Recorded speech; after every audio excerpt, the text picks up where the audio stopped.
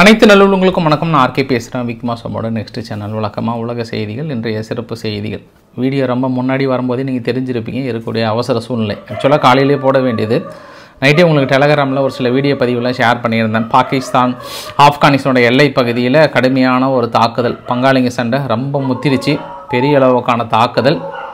பாகிஸ்தான் தரப்பில் இருந்து 12 பேர் பக்கம் இருந்து போனதாக தற்போதைய தகவல் வந்து கொண்டிருக்கிறது. இன்னும் மேற்கொண்டு ஒரு 3 பாகிஸ்தானோட எல்லை பகுதிகளை கைப்பற்றியதாக ஆப்கானிஸ்தான் வந்து உறுதியளித்திருக்கிறாங்க. அதனால் அங்கே இருக்கக்கூடிய சம்பவங்கள் என்ன, இனி நாங்கள் திருப்பி அடிக்க போகிறோன்றாங்க. பாகிஸ்தானுக்கு உதவி செய்வதற்கு சவுதி அரேபியா வருகிறதா இல்லையா, அதுதான் இங்கே கேள்வியே.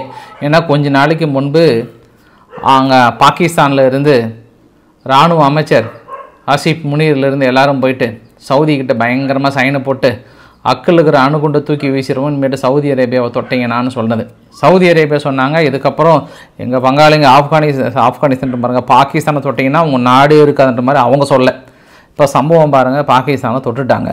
இனி சவுதி அரேபியாவோட நிலைமை என்ன, வந்து உள்ள நுழையிறாங்களா, இனி என்ன நடக்க போகுதுன்ற சம்பவத்தையும் நம்ம பார்த்துடலாம். ஸோ நம்ம நேராக நமது பயணம் அங்கே எல்லை பகுதியை நோக்கி, டூரண்ட் லைன்னு சொல்லுவாங்க, அந்த டூரண்ட் லைனை நோக்கி நம்ம கிளம்புறோம் நம்ம பயணத்தை. அதை முடிச்சுட்டு பேச்சுவார்த்தை என்ன ஆச்சு, நாளைக்கு பிணைய கைதிகள் வெளியிடுறாங்களா இல்லையா, பேச்சுவார்த்தைக்கு கலந்துக்கிட்ட 3 முக்கிய டெலிகேஷன் கார் விபத்தில் இறந்து போயிட்டாங்க, என்ன மர்மமாக இருக்குன்ற மாதிரி அதுக்கு ஒரு மர்மம் முடிச்ச போட்டிருக்கிறாங்க.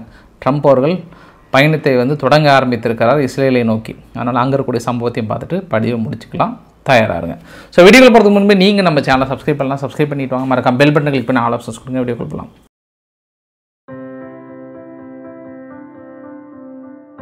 நம்ம ஃபஸ்ட் எடுத்தோடனே வரைபடத்தை காட்டினா தான் உங்களுக்கும் நம்மளுக்கும் ஒரு கனெக்டிங் டாட்டே வரும். அப்போ தான் நம்ம தெளிவாக எந்த பகுதியில் பாராஷூட்டை கட்டி இறங்குறது அப்படின்னு தோணும் ஒன்று.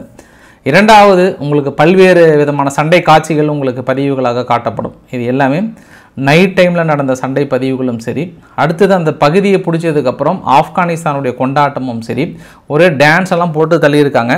அப்புறம் நிறைய பாகிஸ்தான் இராணுவ வீரர்கள் பின்னங்கால் பிடரடிக்க கிடக்கிடு என்று ஓடி அந்த காட்சிகளை நீங்கள் நிறைய பார்க்க போகிறீங்க. நீங்கள் இந்த தாக்குதல் எதற்காக நடத்தப்பட்டது, ஏன் நடத்தப்பட்டது, எங்கு நடத்தப்பட்டது அப்படின்னா இந்த அனைத்து கேள்விகளுக்கும் இந்த ஒற்றை புகைப்படத்தில் உங்களுக்கு விளக்கி விடலாம்.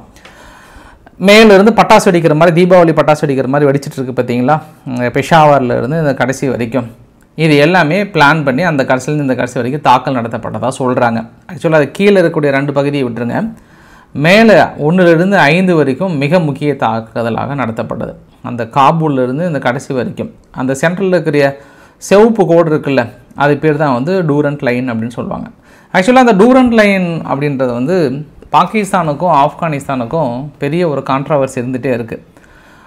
நம்மளை வந்து வெள்ளைக்காரன் ஆண்டுகிட்டு இருக்கும்போது 1800 காலகட்டத்தில் வியாபார வணிக ஒப்பந்தங்கள் எல்லாமே வந்து ஆப்கானிஸ்தானை போயிட்டு நெருங்கும்போது அந்த எல்லை பகுதியை வந்து அப்போ வெள்ளைக்காரங்க என்ன பண்ணிட்டாங்க, இங்கே பாருப்பா இந்த இடத்துல ஒரு வணிக ஒப்பந்தம் நாங்கள் ஏற்படுத்திக்கிறோன்னு சொன்னோன்னே அப்போ ஆப்கானிஸ்தான் என்ன பண்ணாங்க, இந்தப்பா ஒரு வரைபடத்தை எடுத்து ஒரு பென்சில் ஒன்று கோடு போடுப்பா அப்படின்னு சொன்னது. அவங்க என்ன பண்ணிட்டாங்க, ஒரு பென்சில் ஒன்று கோடு போட்டு இந்த பகுதியில் நம்ம வியாபாரத்தை வச்சுக்கலாம், இது வந்து நம்ம ஒரு 100 வருஷம் அக்ரிமெண்ட்டை போட்டுக்கலாம் அப்படின்னு சொன்னது. அந்த 100 வருஷம் அக்ரிமெண்ட் படி அந்த டூரண்ட் லைன் வந்து இந்த பக்கம் வணிகத்துக்காக யூஸ் பண்ணுறாங்க, அதுக்கப்புறம் பின்னாடி ஆப்கானிஸ்தானுக்கு போயிடணும் அப்படின்றது எழுதி வைக்கப்பட்டிருக்கிறது. அதுக்கப்புறம் சுதந்திரம் வாங்கும்போது பாகிஸ்தான் என்ன பண்ணிட்டாங்க, அதை பற்றிலாம் டீட்டெயிலாக கொஞ்சம் பேசாமல் செய்யாமல் அவங்க அந்த ஏரியாவை பிரிச்சுட்டு போயிட்டாங்க. அதுக்கப்புறம் ஆப்கானிஸ்தான் என்ன சொன்னாங்க, இங்கே பாருப்பா 100 வருஷம் முடிஞ்சு போச்சு, நாங்கள் ரப்பர் எடுத்து அழிக்க போகிறோம், அந்த டூரண்ட் லைனை வந்து அழிக்க போகிறோம், அதுலேருந்து இன்னும் கொஞ்சம் தள்ளி எங்களுக்கு கொஞ்சம் சேர்ந்து வருது, இதெல்லாம் வெள்ளைக்காரங்கிட்டே நீ பேசிட்டு வந்திருக்கணும், நீ பாட்டு தெரியாதனமாக அந்த உட்காந்துட்ட, அதனால் உன் தப்புப்பான்னு சொன்னது. அதுக்கப்புறம் பாகிஸ்தான்காரங்க என்ன பண்ணிட்டாங்க, ஓஹோ எங்கள் பகுதியை நீ இது பண்ணுறான்னு சொல்லிட்டு அந்த ஏரியா பகுதியில் ஒரு சில தீவிரவாதத்தை வளர்த்து இந்த மாதிரி ஆப்கானிஸ்தானை அட்டாக் பண்ணுறதுலாம் பெரிய திட்டங்களை தீட்டினாங்க. அப்போ வளர்க்கப்பட்டது தான் அந்த தாலிபான்கள். அதாவது பாகிஸ்தானால் வளர்க்கப்பட்ட இந்த தாலிபான்கள் இவங்களை எதற்காக பிரத்யேகம் வளர்க்கப்பட்டாங்கன்னா, இவங்க நாளைக்கு இப்போ ஆப்கானிஸ்தானை போய் பிடிச்சிக்கிட்டாங்கன்னா அந்த டூரண்ட் லைனை பற்றி நம்மளுக்கு சரியாக கேட்க மாட்டாங்க, ஏன்னா நம்ம வளர்த்தி விடுற பசங்க அவங்க, அதனால் நம்மளை எதிர்த்து என்ன கேட்க மாட்டாங்க அப்படின்ட்டு இவங்களை வளர்த்த. கடைசியில் இவங்க எப்படி வளர்ந்தாங்க என்ன பண்ணாங்கன்ற கதைக்குள்ளே நம்ம ரொம்ப ஸ்ட்ராங்காக போக வேண்டாம், நீங்கள் ஆல்ரெடி தெரிஞ்சிருப்பீங்க. இப்போ அவங்க என்ன பண்ணுறாங்க, அந்த பகுதியை இப்போ முழுமையாக 2021 தனது கட்டுப்பாட்டுக்கு வந்த உடனே மறுபடியும் ஒன்று சொல்கிறாங்க, பாகிஸ்தான் நீங்கள் ஏகப்பட்ட துரோகம் பண்ணிட்டீங்க, நாங்கள் இருக்கக்கூடிய பகுதிகளெலாம் காட்டி கொடுக்கறது மட்டும் இல்லாமல் நீங்கள் ஒசாமா பின் லேடனை அழிக்கிறது அத்தனைக்கும் நீங்கள் அமெரிக்காவுடன் பின்புலமாக இருந்து எங்களுக்கு எதிராக வேலை செஞ்சதுனால இதுக்கப்புறம் நீங்கள் எங்களோட முதன்மை எதிரியாக நாங்கள் எங்கள் லிஸ்ட்டில் குத்திட்டோம் அப்படின்ட்டாங்க. அப்போயே பங்காளிங்க பிரிஞ்சுட்டாங்க. யார்? ஆப்கானிஸ்தானும் பாகிஸ்தானும் பங்காளிங்க சண்டை பிரிஞ்சு போச்சு. அப்போ கேட்குறாங்க ஆப்கானிஸ்தான், இந்த மாதிரி அந்த காலத்தில் எங்கள் தாத்தா பாட்டி காலத்துக்கு முன்னாடி பாட்டி காலத்தில் வெள்ளைக்காரன் வந்து கேட்டதுனால ஒரு பென்சில் கோடு போட்டோம், அந்த பென்சில் இப்போ ரப்பர் எடுத்து நாங்கள் அழிக்கிறோம், அந்த பகுதி எங்களுத்தானு சொல்ல. இப்போ பாகிஸ்தான் என்ன சொல்கிறாங்க, இல்லைப்பா அந்த பகுதியில் எங்களுது இல்லைப்பா அப்படின்ட்டாங்க. இதுதாங்க அந்த டூரண்ட் லைனோட கதை. இப்போ ஆஸ் பர் ரூல்ஸ் என்ன சொல்ல வராங்கன்னா, ஆப்கானிஸ்தான் வந்து அந்த ஏரியா எங்களுக்கு தான் நை ஹேன்றாங்க, இவங்க அட்டாக் ஹேன்றாங்க. அப்போ எப்போவுமே அந்த ஏரியா ஃபுல்லாக பிரச்சனைக்குரிய பகுதி தான். நம்மளது பாகிஸ்தான் ஆக்குபைடு காஷ்மீர் இருக்கிற மாதிரி அங்கே பிரச்சனைக்குரிய பகுதி தான். சம்பவம் எப்போ நடந்ததுன்னா அக்டோபர் 9ஆம் தேதி. அக்டோபர் 9ஆம் தேதிக்கு முன்னாடியே ஒரு சம்பவம் நடந்து போச்சு. என்னென்னா 7ஆம் தேதி 8ஆம் தேதி வாக்கில் தெஹ்ரிகே தாலிபான்கள் அந்த காபூல் இந்த பக்கம் அந்த டூரண்ட் லைன் பக்கத்தில் இருக்கக்கூடிய எல்லை பகுதிக்குள்ளே நுழைஞ்சி இராணுவ வீரர்களோட கேம்புக்குள்ளே நுழைஞ்சிட்டாங்க. கேம்புக்குள்ளே அடித்து துவம்சம் பண்ணி கொளுத்தி அந்த இருக்கிறவங்கள சுட்டு எரிந்து அது பிரச்சனை இல்லை. ஆனால் அந்த இடத்துல என்ன பண்ணியிருக்கான், ஒருத்தன் உள்ளே போயிட்டு செல்ஃபி எடுத்து, நண்பர்களே பாருங்கள் சுட்டுட்ருக்கேன் பாருங்கள் நண்பர்களே, எதிரிங்க பாருங்கள் நண்பர்களே, விழுந்துட்டுருக்காங்க நண்பர்களே, கொண்டாடுங்க அப்படின்னு வீடியோ பதிவெலாம் போட்டாங்க பாரு. அதுதான் பாகிஸ்தானுக்கு கொஞ்சம் காண்டாயிடுச்சு. உடனே பாகிஸ்தான் சுதாரித்தாங்க, ஒரு சில தாக்கல் நடத்தினாங்க. 2 தெஹ்ரிகே தாலிபான்களுடைய வீரர்கள் இறந்து போனதாக சொன்னாங்க. இந்த சம்பவம் நடந்தோ இதோடு விட்டாங்களா அப்படின்னாங்கன்னா, அதுக்கப்புறம் மறுபடியும் என்ன ஆச்சுன்னா, ஒரு காவல் நிலையத்தின் மீது இந்த தாக்கல் நடத்துறதுக்கு ஒரு நாளைக்கு முன்பு அக்டோபர் 9 11ஆம் தேதி காவல் நிலையத்தில் போயிட்டு ஒரு மனித வெடிகுண்டு தாக்குதல், காவல் நிலையமே சாம்பலாகி போச்சு. இது 2வது சம்பவம். 3வது சம்பவம் அப்படியே கொஞ்சம் கீழே வந்தோன்னா, மற்றொரு ட்ரைனிங் கேம்ப்பு உள்ளே பூந்து ஃபுல்லாக கொளுத்தி அதில் ட்ரைனிங்லேருந்து 50 பேர் வந்து எங்களுக்கு இந்த யூனிஃபார்மே வேண்டான்னு சொல்லிட்டு பாகிஸ்தான் மக்களோட மக்களாக ட்ரெஸ்ஸை கழட்டி ஓடினவங்கன்னு ஆளை காணோன்றாங்க, அவங்கள தேடிட்டு இருக்கிறேன்றாங்க. 50 பேர் மிஸ்ஸிங் லிஸ்ட்டில் வச்சுருக்காங்க. இந்த மாதிரி 3 சம்பவத்தை அடுத்தடுத்து நிகழ்த்தினோடனே பாகிஸ்தானுக்கு கோபம் வருமா வராதா? வந்தது. முதல் சம்பவம் அப்போவே, அதாவது அவங்க இராணுவ கேம்புக்குள்ளே நுழைஞ்சு தாக்கல் நடத்தின உடனே இவங்க என்ன பண்ணிட்டாங்க, காபூலில் தெஹ்ரிகே தாலிபான்களுடைய முக்கியமான தலைவன், அவன் பேர் வந்து மசூத், வாலி மசூத் அங்கே தான் இருக்கான்ற அடிப்படையில் ஒரு தாக்கல் நிகழ்த்தினாங்க. அவன் இறந்துட்டதா பாகிஸ்தான் அனௌன்ஸ் பண்ணுறாங்க. ஆப்கானிஸ்தான் நகி அப்படின்னு சொல்லிட்டாங்க. அதுக்கப்புறம் தான் என்னாச்சுன்னா, அந்த வெறி கொண்ட வேங்கைகள் என்ன பண்ணிட்டாங்க, ஓஹோ காபூலில் வந்து நீ தாக்கல் நடத்த ஆரம்பிச்சானதுக்கப்புறம் தான் இங்கே போலீஸ் ஸ்டேஷன் ஃபுல்லாக தும்சம் பண்ணிட்டாங்க. அந்த பக்கம் மற்றொரு கேம்பை வந்து தும்சம் பண்ணுது. இந்த பிரச்சனை முற்றி மோதி இருக்கும்போதே வந்து முத்தாக்கி அவர்கள் வெளியுறவு அமைச்சகம் இந்தியாவுக்கு வந்தார். இங்கிருந்தே ஒரு எச்சரிக்கை கொடுக்குறார், பாகிஸ்தான் நீங்கள் ரொம்ப சீண்டிட்டீங்க, அதுக்கான விளைவுகள் நீங்கள் சந்திப்பீங்க அப்படின்ட்டாங்க. அந்த ஒரு நாளைக்கு முன்பே ஆப்கானிஸ்தான் டிஃபென்ஸ் மினிஸ்டர் என்ன பண்ண சொன்னார், உங்களை பொழக்க போகிறேன்ட்டார்.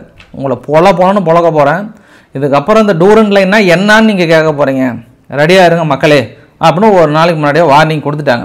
அப்போ பாகிஸ்தான் உளவுத்துறை என்ன பண்ணியிருக்கணும், நம்மளை பொழக்க போகிறது உறுதி, நம்ம எல்லை பகுதியில் வீரர்களை கொஞ்சம் சேர்த்து நிறுத்தலாம் அப்படின்னு ஏதாவது கவனத்தை செலுத்தினாங்களா? இல்லை, கோட்டையை விட்டுட்டாங்க.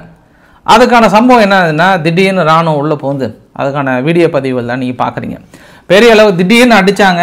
அந்த எல்லை பகுதியில் இருக்கக்கூடிய அந்த இராணுவ கேம்பெல்லாம் இருக்குது, அந்த இராணுவ கேம்பெல்லாம் அட்டாக் பண்ணுறாங்க. ஒட்டுமொத்தமாக கண்ணூர், கோஸ்ட், பக்டியா, அப்புறம் வந்து ஹெல்மெட் போன்ற பகுதியில் நுழைந்து பெரிய அந்த லைன்லாம் இருக்குது, கம்பி வேலிலாம் இருக்குது, அது எல்லாமே கட் பண்ணிவிட்டு அவசரமாக இராணுவ வீரர்களை உள்ளே அனுப்பி எந்த அளவுக்கு அடிக்க முடியுமோ அடித்தாங்க.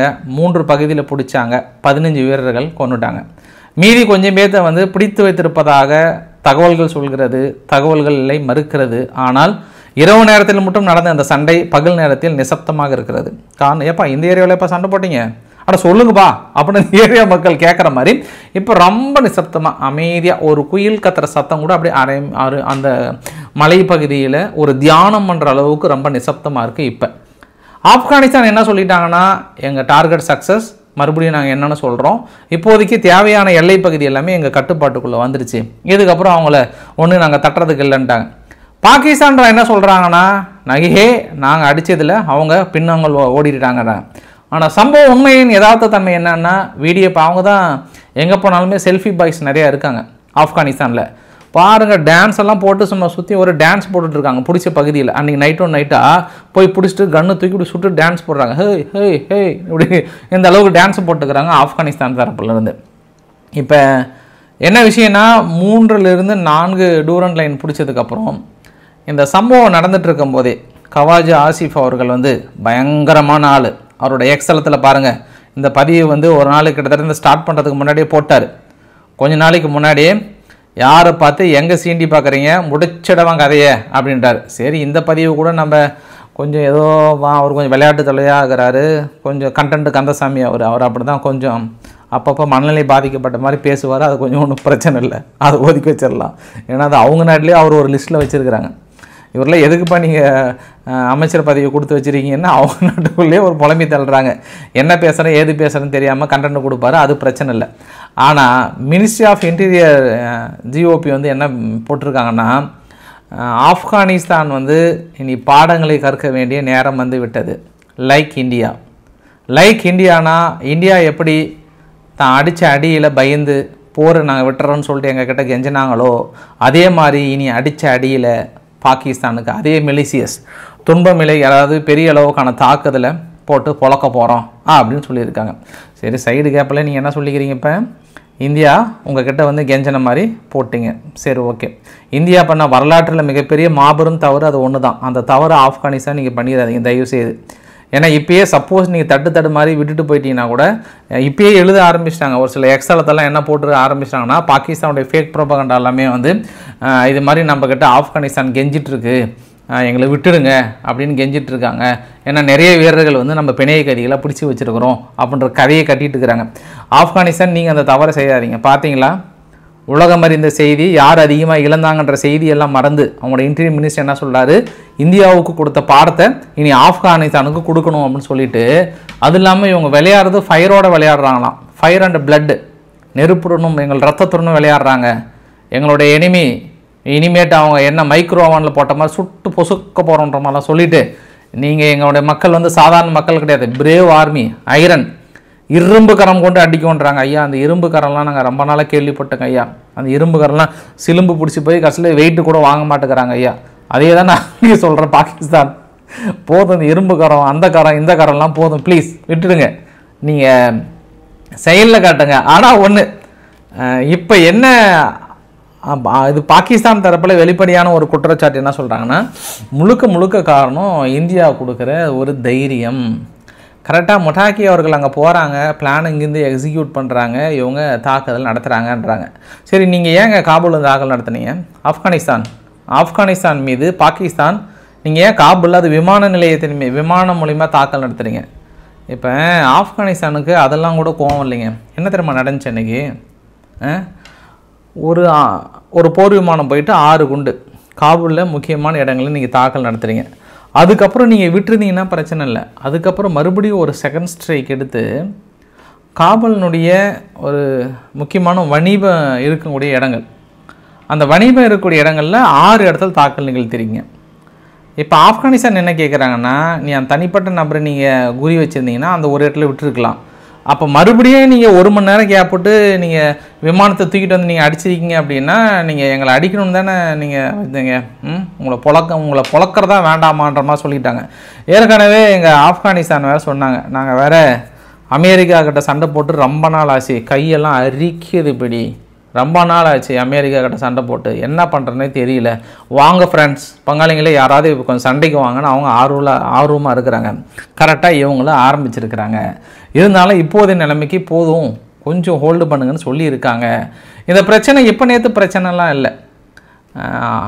தொடர்ந்து பாகிஸ்தானுக்குள்ளார நிறைய மனித வெடிகுண்டு தாக்குதல்கள், அடுத்தடுத்த பிரச்சனைகள், எல்லை பகுதியை வந்து தகரிக்கே தாலிபன்கள் கிளைம் பண்ணுறது, இந்த மாதிரி நிறைய இஷ்யூ போயிட்டே இருக்கும்போது ஆப்கானிஸ்தானில் இருக்கக்கூடிய மக்கள் அவங்க பக்கம் அகதிகளாக வந்தாங்க இல்லையா, அவங்கள எல்லாத்தையுமே ஒரே சமயத்தில் மிக கடுமையான முறையில் வெளியேற்றுறாங்க. உலகத்தில் எந்த நாடுமே இவ்வளோ சீக்கிரம் அகதிகளை வெளியேற்றினதில்லை.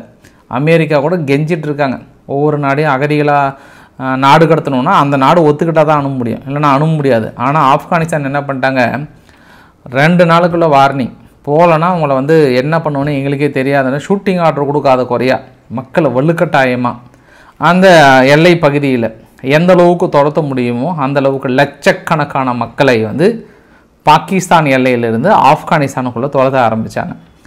அப்போயே ஆப்கானிஸ்தான் என்ன சொன்னாங்கன்னா, நீங்கள் ரொம்ப வரம்பு மீறி செயல்படுறீங்க, எங்கள் மக்களை வந்து 3ஆம் தர மக்களாக நீங்கள் ஃபாலோ பண்ணுறீங்க, உண்மையான பங்காளிங்கள்லாம் இந்த மாதிரி பண்ண மாட்டாங்க, பங்காளிங்களுக்குள்ளே வெஞ்சன்ஸ் வச்சுக்கிட்டு நீ பண்ணுறீங்க பற்றியா, இதற்கான காலங்கள் வெகு தொலைவில் இல்லை. பாகிஸ்தான் எந்த பகுதியிலிருந்து நீங்கள் துரத்துனீங்களோ அந்த பகுதி எங்களுடைய உடைமையாக்கப்படும். ஏன்னா டூரண்ட் லைனே எங்கள் தாத்தா காலத்தில் பென்சிலில் போட்டது தான் அப்படின்னு இவங்க சொல்ல. அதனால் இது 21 காலகட்டத்திலேருந்தே இந்த இஷ்யூ வந்து அவங்க பாகிஸ்தானுக்கும் ஆப்கானிஸ்தானுக்கும் போயிட்டே இருக்குது. அதனால தான் கவாஜா ஆஷிஃப் அவர்கள் என்ன சொன்னார்னா, இது இப்போ நேற்று காலம்லாம் இல்லை, அந்த காலத்துலேருந்து இந்த காலத்து வரைக்குமே ஆப்கானிஸ்தான் வந்து எங்களுக்கு துரோகம் பண்ணுறதாகவும் அமெரிக்கான்ற பாருங்க இந்தியாவுக்கு நன்மை பயக்கிறதாகவே இருக்குது அப்படின்னு சொல்கிறாங்க. சரி, இந்த விஷயம்லாம் ஒரு பக்கம் நம்ம ஓரமாக வச்சுக்கலாம். கொஞ்ச நாளைக்கு முன்பு இந்த கவாஜா ஆசிஃபும் இந்த பக்கம் பாகிஸ்தானுடைய பிரதமர் ஷபாக் ஷெரீப் அவர்களும் என்ன சொன்னாங்க, இனி எங்கள் நாடு மீது ஏதாவது ஒரு நாடு சீண்டினால் அக்கில் இருக்கோட அணுகுண்டு வீசப்படும்ன்ற சொன்னாங்க. அடுங்கப்பா, யாருப்பா இவ்வளோ கோபக்காரங்களா இருக்கீங்களே, நீங்கள் பயங்கரமான ஆளாச்சு அப்படின்னு எங்கே போய் இந்த டைலாக் சொல்கிறாங்கன்னா சவுதி அரேபியாவில் சொல்கிறாங்க. சவுதி அரேபியா என்ன பண்ணுறாங்க, ஆமாம் இனி நீங்கள் பாகிஸ்தான் மீது யாராவது கை வைத்தீர்கள் என்றால் அந்த நாடு இனியில் இருக்காது, வரைபடத்திலே இருக்காதுன்ற மாதிரிலாம் அங்கே சவுதி அரேபியாவோட கூட சேர்ந்து சொல்ல. உடனே பாகிஸ்தான் அப்படி முறைக்கிட்டோம், இப்படி வராங்க பார்த்தியா, சவுதி அரேபியா எங்களுக்கு சப்போர்ட் வந்துருச்சுன்ட்டு. அப்போ பாகிஸ்தான் சவுதிக்கு சொல்கிறாங்க, சவுதி இனிமேட்டு உங்களை யாராவது தொட்டாங்கன்னா அவங்க கெட்டாங்க, அவங்க மீதே அணுகுண்டை வீசிடுவேன்னு இவங்க சொல்ல. அவங்க ஒரே வாங்க ஃப்ரெண்ட்ஸ் நம்ம கட்டிப்பிடிச்சிக்கலான்ட்டு கட்டிப்பிடி வைத்திய மாதிரி அப்போ பயங்கரமாக இருந்தாங்க. அப்போ இந்தியா வந்து தனது மனக்கசப்பை வெளியிட்டு இருந்தாங்க. ஏன்னா எல்லை பகுதியில் நம்மளுக்கும் பாகிஸ்தானுக்கும் சண்டை வருது. அப்போ வந்து இது மாதிரி நீங்கள் சொல்லலாமா அப்படின்னு சல்மான் அவர்களே, இது வந்து நம்ம நட்பை பாதிக்காதா, நம்மளும் நீங்களும் அப்படியே பழகணும், நம்ம ஏற்றுமதி இறக்குமதி அதிகமாக தானே பண்ணிகிட்ருக்குறோம், ஏன் எப்படி சொல்கிறீங்க அப்படின்னு நம்ம சவுதி அரேபியாட்ட கேட்கும்போது சவுதி அரேபியா சொல்லிட்டாங்க, இங்கே பாருங்கள், அவங்க வந்து எக்ஸப்ட் இந்தியா பாகிஸ்தான் யுத்தத்தை மட்டும் நாங்கள் உள்ள நுழையில, அதை நீங்கள் பேசி தீர்த்துக்கோங்க, மற்ற நாடுகளை தான் நான் சொல்கிறேன் அப்படின்னு அவங்க சொன்னாங்க. சரி, ஓகே, சொன்னீங்களா இல்லையா? இப்போ ஆப்கானிஸ்தான் நைட்டாக தாக்கல் நடத்துனாங்களா இல்லையா? நீங்கள் என்ன பண்ணியிருக்கோம், நீங்கள் உங்கள் ஒப்பந்தம் என்ன ஆச்சு?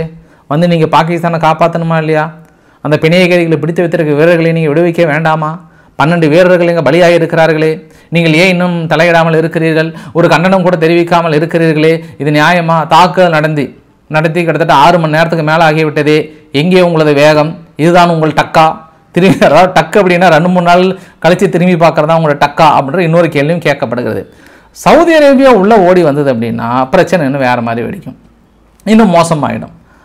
ஏன்னா அதுக்கப்புறம் எப்படியும் இப்போ பாகிஸ்தானுக்கு வந்து அமெரிக்கா உதவி செய்ய ஓடி வருவாங்க, நிறையா விஷயம் நடக்கும். நம்ம அந்தளவு கற்பனைக்கெல்லாம் போக வேண்டாம். பாகிஸ்தான் பொறுத்த வரைக்கும் இந்த யுத்தத்தை எப்பாடுபட்டாவது யாரும் தெரியாது இருக்கும்போது லைட்டாக பண்ணிவிட்டு கையில் காலில் விழுந்துட்டாவது வெளியே வந்து லைட்டை போட்டு வெற்றி மாபெரும் வெற்றி என்கிட்ட வந்து ஆப்கானிஸ்தான் கெஞ்சி கேட்டாங்க, அதனால் நாங்கள் விட்டுட்டோன்னு சொல்லி ஒதுங்கி ஓடுற வழியை தான் பார்ப்பாங்க இப்போது சூழ்நிலைக்கு. ஏன்னா நாடு இருக்கக்கூடிய சூழ்நிலையில் இதெல்லாம் நடந்ததுன்னா நாடு வந்து 10 துண்டை பிரிஞ்சு போயிடும். அங்கே அதாவது பாகிஸ்தான் ஆக்குபைடு காஷ்மீர் பகுதியில் போராட்டம். இன்றைக்கி பாருங்கள், இன்னொரு வீடியோ பதிவு கூட உங்களுக்காக பிரத்யோகமாக இருக்குது பாருங்கள். இது வந்து இஸ்லாமாபாத்தினுடைய மெயின் ரூட்டு ஒட்டுமொத்தமாக ஸ்ட்ரைக் அனௌன்ஸ் பண்ணிவிட்டு இராணுவ வீரத்தினுடைய கண்ட்ரோல் எடுத்துகிட்டு அப்படியே கம்ப்ளீட்டாக கொண்டு வந்துட்டாங்க. ஏன்னா இந்த தெஹ்ரிக்-ஏ லெபாக் என்ன பண்ணிட்டாங்க, கடந்த 2 நாட்களாக இஸ்தான்புல்லை வந்து முடக்கி அங்கே இருக்கக்கூடிய காவல் நிலையமே கிட்டத்தட்ட 6 போலீஸ் மேலே இறந்து போயிட்டாங்க. பெரிய தாக்குதல், எல்லாம் ஓட ஆரம்பிச்சிட்டாங்க. அதுக்கப்புறம் மெதுவாக இப்போ கண்ட்ரோலுக்கு வந்திருக்கிறது இங்கே பலூச்சிஸ்தான் லிபரலேஷன் ஆர்மி. அவங்க கொஞ்சம் அடிக்கடி உள்ளே பூந்து பெரிய தாக்கிட்டு இருக்கிறாங்க பாகிஸ்தானுக்குள்ளே. டெய்லி என்னப்பா இன்றைக்கி கோட்டா என்ன ஆச்சுப்பா, இந்த வாரம் எந்த சம்பவமே இல்லையா அப்படின்னா உடனே ஒரு 2 குண்டு வெடிப்பு நிகழ்வோ 2 தாக்குதலும் அவங்க ஒரு பக்கம் நிகழ்த்திட்டு இருக்கிறாங்க. எல்லை பகுதியில் தெஹ்ரிக் தாலிபான்கள் உள்ளே போடுறாங்க. இப்போ பாகிஸ்தான் இராணுவம் ஆப்கானிஸ்தான் இராணுவம் முறைப்படி தாக்கல் நடக்கும் பட்சத்தில் தெஹ்ரிக் தாலிபான்கள் பிரிஞ்சு வந்து நடத்துவாங்க. இது எல்லாமே பாகிஸ்தானுக்கு மிகப்பெரிய ஒரு டேஞ்சர். பொருளாதார நெருக்கடி இருக்கக்கூடிய இந்த சூழ்நிலையில் இது அருமையாக நம்ம பாப்கார்னை சாப்பிட்டு, என்னப்பா அங்கே சத்தமாக இருக்குது, ஏப்பா கொஞ்சம் கிளாரிட்டி கொஞ்சம் தெரில, கொஞ்சம் தள்ளி நின்று சுடுங்கப்பா ப்ளீஸ், எங்களுக்கு கொஞ்சம் விசிபிள் வரல அப்படின்ற மாதிரி தான் நம்ம வாட்ச் பண்ண வேண்டிய ஒரு சூழ்நிலை. ஏன்னா எதுனாலும் நம்மளுக்கு விசிபிள் வர மாதிரி கொஞ்சம் பாருங்கள். நம்மள ஏன்னா மக்களுக்கு வீடியோ காட்டணுன்ற ஒரு சூழ்நிலை. இப்போ பாகிஸ்தான் என்ன நினைக்கிறாங்கன்னா, இது எல்லாமே நடத்தினது இப்போ மினிஸ்டர் யார், ஆப்கானிஸ்தானுடைய டிஃபென்ஸ் மினிஸ்டரோட பையன், இவன் தான் வந்து தெஹ்ரிகே தாலிபான்களுக்கு வரைபடங்களை போட்டு கொடுத்து நீங்கள் உள்ளே புந்து தாக்கல் நடத்துங்கன்னு ஐடியா கொடுத்ததாக அவர் பேர் வந்து முல்லா ஒமர், தாலிபானுடைய ஃபவுண்டர் முல்லா ஒமரோட பையன் இவன் தான் ஐடியா கொடுத்தான் அப்படின்ட்டு இப்போ யார்கிட்ட போய் கொடுத்துருக்குறாங்க, அமெரிக்கா கிட்ட போய் கொடுத்துனுக்குறாங்க. பாகிஸ்தான் அமெரிக்கா இங்கே பாருங்கள், இவங்க தான் 24/11 தாக்கல் நடத்தினாங்க. ஒசாமா பின்லான் வீழ்ந்தனாலும் இங்கன்னு ஒரு குரூப் இருக்குது, அந்த குரூப்பு தான் எங்கள் நாட்டுக்குள்ளே ஊடுருவி இந்த மாதிரி பண்ணியிருக்கிறாங்க. இப்போ எனக்கு நீ உதவி பண்ணிங்கன்னா முடிச்சிடலாம் கதையை, என்ன சொல்கிறீங்க அமெரிக்கா? இந்த மாதிரி தான் சமாச்சாரன்றாங்க. அமெரிக்கா ஓடி வந்து எந்த அளவுக்கு உதவி செய்கிறாங்கன்றதை பார்க்கலாம். ஆனால் அமெரிக்கா கண்டிப்பாக உள்ளே ஓடி வருவாங்க, தெரியாமல் நைஸாக எட்டி பார்க்குற மாதிரி ஆயுதங்கள்லாம் கொடுப்பாங்க. ஏன்னா சமீபத்தில் சீனா, இந்தியா, ரஷ்யா எல்லாமே இணைந்து ஆப்கானிஸ்தானுக்கான பெரிய ஆதரவு கரத்தை நீட்டி இருக்கிறாங்க. ஆப்கானிஸ்தானில் இருக்கக்கூடிய விமான தளங்களை எதுவும் யாரும் கைப்பற்றி விடக்கூடாதுன்றதில் ரொம்ப கடுமையான விமர்சனங்கள் அமெரிக்காவுக்கு கடும் கண்டனத்தையும் தெரிவித்திருக்கிறாங்க.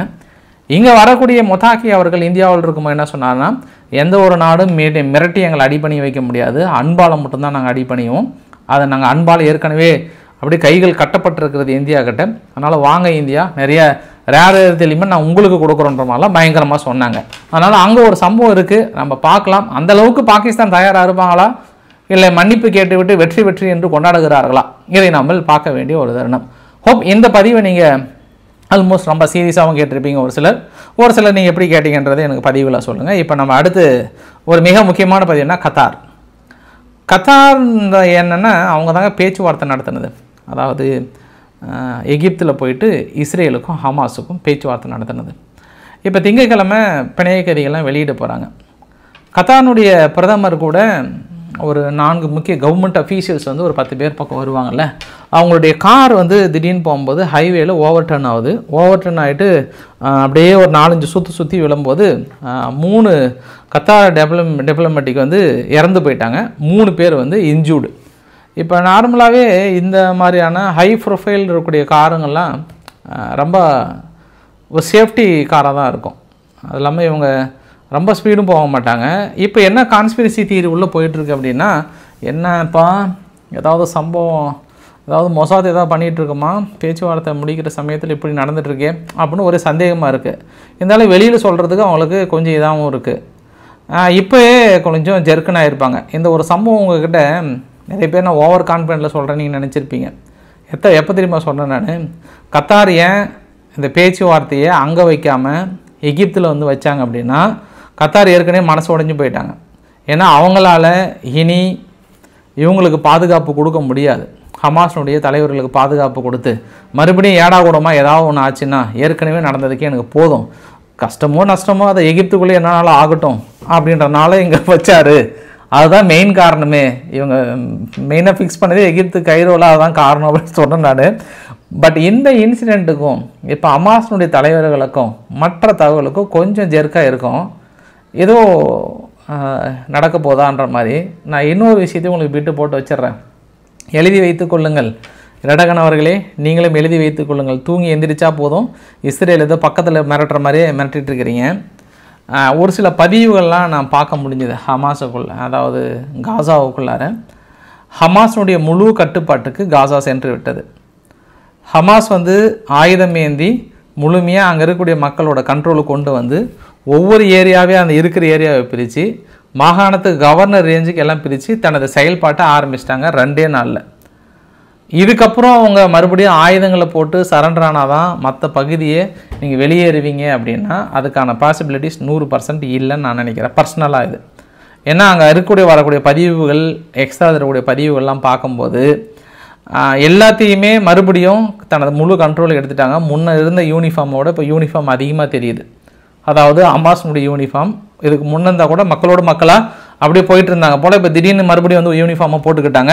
அங்கே பெரிய வெற்றி கொண்டாட்டம். காசா வந்து தனி நாடுல ஹமாஸ் வெற்றி பெற்றதாக அங்கே இருக்கக்கூடிய மக்கள் போற்றி புகழ்ந்து மறுபடியும் தனது முழு கட்டுப்பாட்டை எடுத்துட்டாங்க. இவ்வளோ கட்டுப்பாட்டில் இருக்கிறவங்க ஆயுதங்களை போட்டுட்டு சரண்டர் ஆகிட்டு முழுமையாக நாங்கள் வந்து எங்கள் அமைப்பே கலைச்சிக்கிறோம், இனி பாலஸ்தீனமாச்சு மற்ற நாடாச்சு இந்த ஆட்சியில் எங்களுக்கு பங்கு இல்லை, ஒன்றும் வேணான்னு சொல்லுவாங்களா அப்படின்னா 100% வாய்ப்பு இல்லை. அதனால் எழுதி வைத்து கொள்ளுங்கள், ஃபேஸ் 1ஓட இந்த ஒப்பந்தம் மேபி முடிவதற்கான வாய்ப்புகள் பிரகாசமாக தென்படுகிறது. உடனே ஒரு சில எனக்கு தோணலாம், உனக்கு ஏன்பா இப்படி வயிற்றுச்சலாக இருக்கா, அங்கே மக்கள் நன்மை நல்லதாக இருக்க பிடிக்கலையா அப்படின்னாங்கன்னா, ஐயா இது வந்து அங்கே இருக்கக்கூடிய சூழ்நிலைங்க ஐயா.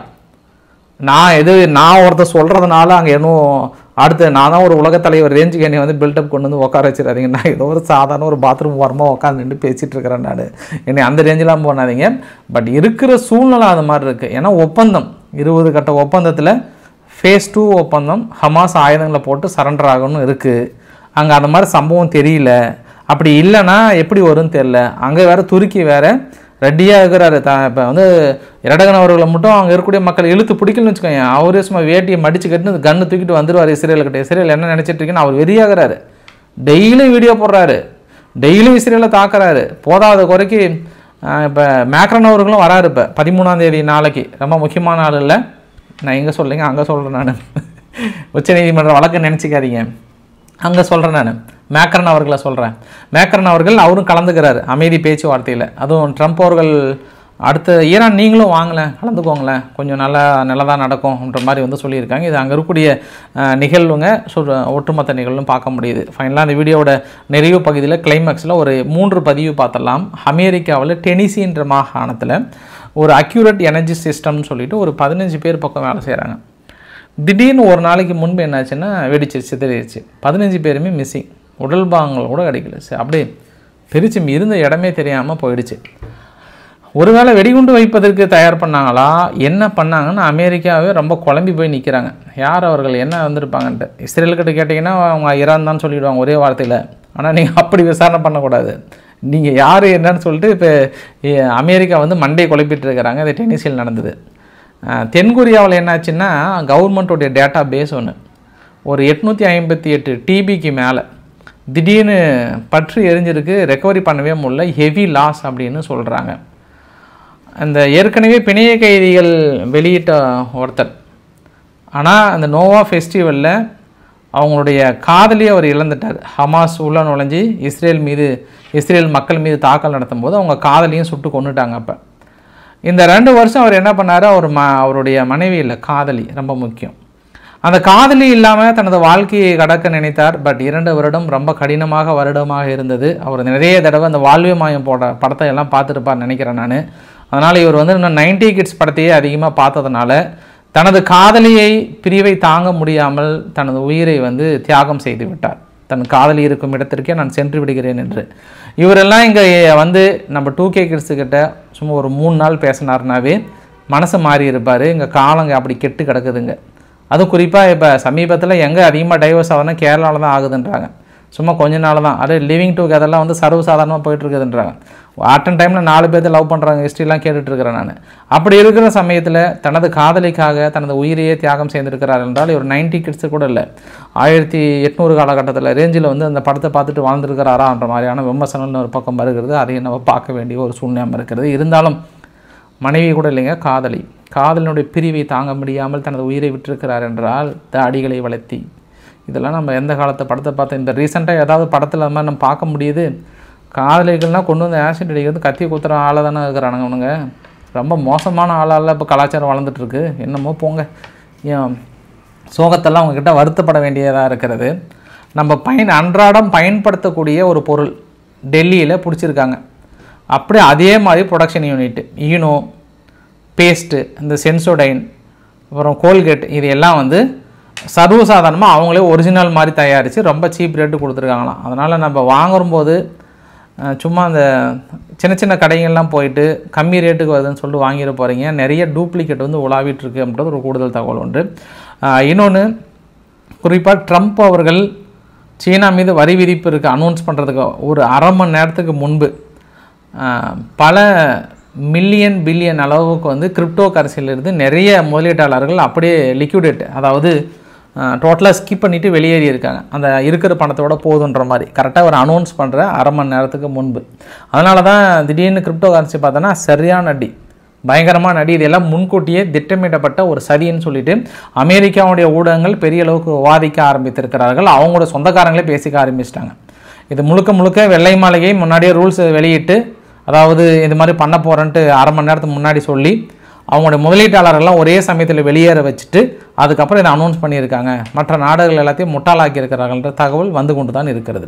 ஸோ இன்றைக்கு ஓரளவுக்கான தகவலை கவர் பண்ண நினைக்கிறேன். பிடிச்சிருந்தால் லைக் பண்ணுங்கள், ஃப்ரெண்ட்ஸுக்கு ஷேர் பண்ணுங்கள், சப்ஸ்கிரைப் பண்ணுங்கள். Ravikumar RK channel. நன்றி, வணக்கம்.